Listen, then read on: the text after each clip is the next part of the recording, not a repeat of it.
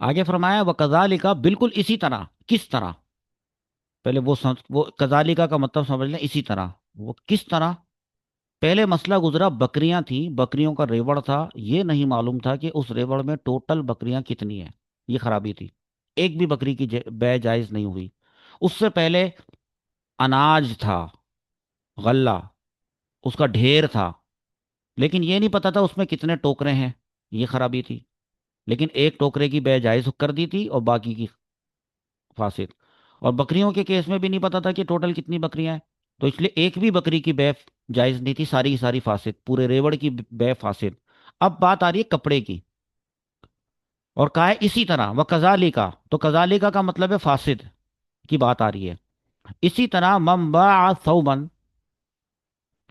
کہ جو شخص باع بیچے، ثوبن کپڑا، مزارعتن گز کے حساب سے، پہلے بتا دیا ہے، تو کل زراعین بدرہمین، ہر گز ایک درہم کا، یہاں تک بھی بات ابھی تک ٹھیک چل رہی ہے، لیکن آگے گڑبڑ آ رہی ہے، ولم یسمہ، اور بیان نہ کرے، جملۃ زراعات، کل گز بیان نہ کرے، ہے، وہی والی بات آ گئی نا، جیسے جو ابھی دو صورتیں پیچھے گزری تھی، تو جیسے بکریوں کی بے فاسد تھی، ویسے ہی یہ بھی فاسد ہے۔ یہاں بھی کپڑے کا ایک تھان ہے، جیسے بکریوں کا ریوڑ تھا وہاں، ایک گز کی قیمت تو معلوم ہے، لیکن یہ نہیں معلوم کہ تھان میں ٹوٹل کتنے گز ہیں، تو اس طرح مبی متعین نہیں ہوئی۔ اصل میں بات پتہ کیا ہے، کہ پہلے زمانے میں کپڑے کا جو تھان ہوتا تھا وہ پورا کا پورا ایک جیسا نہیں ہوتا تھا، ہاں، تھان میں کہیں کسی جگہ پہ کچھ گز ایسے گزرتے تھے، اچھا کپڑا ہوتا تھا، پھر کچھ گز ایسے گزرتے تھے، کہیں سے کم معیار کا کپڑا ہوتا تھا، ہے۔ تو اب یہ نہیں کہہ سکتے کہ ایک گز ایک درہم کا ہے تو تھان کھولے، پہلا والا جو گز ہے نا اس کی بے جائز قرار دے دی جائے، جیسے غلے میں کی تھی، نہیں، بکریوں کی طرح سے کی جائے گا، ایک بھی گز کی بے جائز نہیں قرار دی جائے گی۔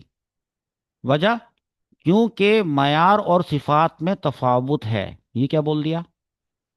جیسے بکریاں ایک جیسی نہیں تھی، تو اس ایک جیسے نہ ہونے کو کہتے ہیں تفاوت۔ تو معیار کپڑے کا اور اس کی جو صفات ہیں، رنگ کہیں سے الگ ہے، اس سے الگ ہے، پہلے ایسا ہوتا تھا کپڑا، دھان ایسا ہوتا تھا، تو اس میں تفاوت ہے۔ اب بائے کیا چاہے گا کہ خراب والا معیار والا وہ کاٹ کے دے، مشتری چاہے گا کہ نہیں اچھا والا تھان میں سے وہ جگہ سے کاٹو، جھگڑا بنے گا۔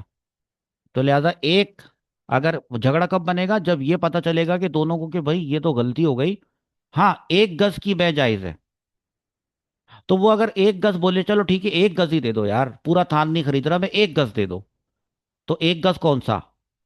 مشتری کہے گا کھولو پورا تھان، میں بتاؤں گا بیچ میں کہاں سے ایک گز کاٹ کے دینا ہے، یہاں سے کاٹ دو، وہ بولے گا نہیں یہاں سے نہیں کاٹ رہا، میں تو یہاں سے کاٹوں گا، وہ بولے گا نہیں یہ تو خراب ہے، تو اس لیے ایک گز کی بے جائز نہیں۔ سمجھ میں آ رہا ہے؟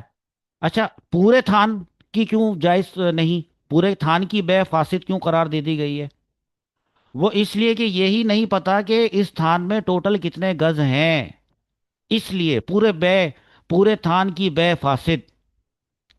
ہاں، ایک ایڈیشنل بات بتا دیتا ہوں، آج کا جو زمانہ ہے، تو کپڑے والے کے پاس جو کپڑے کا تھان ہوتا ہے، تو بھائی وہ شروع سے آخر تک نا، وہ سارا کا سارا ایک ہی کپڑا ہوتا ہے، ایک ہی کوالٹی کا ہوتا ہے، اور ایک ہی رنگ کا ہوتا ہے، اور ایک ہی معیار کا ہوتا ہے، ایک ہی صفت کا ہوتا ہے۔ وہ اتفاق یہ کہ پورا تھان کھولے تو کہیں سے کچھ کٹا پھٹا خرابی، کہیں دھبا نظر آ جائے، وہ ایک الگ اتفاق ہے، وہ پہلے زمانے کی طرح آج کے زمانے میں نہیں ہوتا۔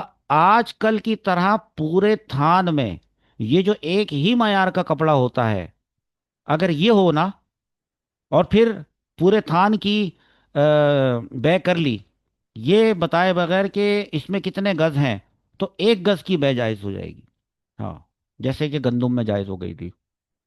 اور بھی آسان کر لیں، بھائی تھان کے اوپر لکھا ہوتا ہے، اسٹیکر چپکا ہوا ہوتا ہے کہ اس میں 120 گز کپڑا ہے، اگر ایسا ہے پھر تو کوئی ایشو ہی نہیں ہے، पूछ लो, 120 गज का थान है ना, ये एक गज कितने का पड़ रहा है।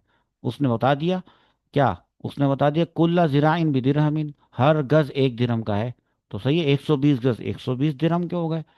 ये कब? जब ये बता दिया हो कि टोटल कितने गज हैं। लेकिन अगर ये वाली बात मजहूल हो कि टोटल कितने गज हैं, वलम युसम्मा जुमलत ज़िराआती, अगर वो कुल गज बयान ना करे तो सारी की सारी पूरे के पूरे थान की बै फासिद। फासिद। बस, आगे चलें।